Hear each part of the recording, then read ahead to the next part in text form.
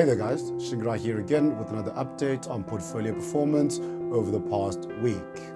In what was definitely a risk-off week, we saw performance ranging from our high-risk portfolios, CBAM 5, returning minus 0.98%, up to our more defensive portfolios, CBAM 1 V2, returning 4 basis points on the 1-week basis.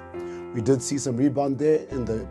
performance of global gold miners, and that was reflected by 2.21% for 91 global gold, on the back of some uncertainty on risk on market, largely driven by some concerns, as you'll see later on some civil unrest in China related to that zero-tolerance COVID curve.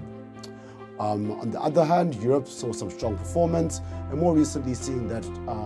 weaker than expected inflation number, giving some optimism to European markets that the ECB will be a bit slower in terms of interest rate hikes, and that would be reflected in that 1.86% performance you'd see from Aberdeen European smaller companies, and then that JP Morgan US equity performance up 1.84%, largely driven by a weaker dollar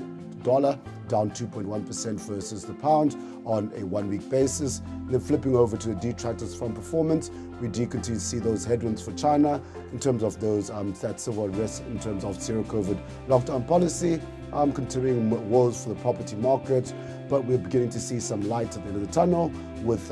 government language coming out of Beijing softening somewhat in terms of their outlook and their stance on zero tolerance COVID policy.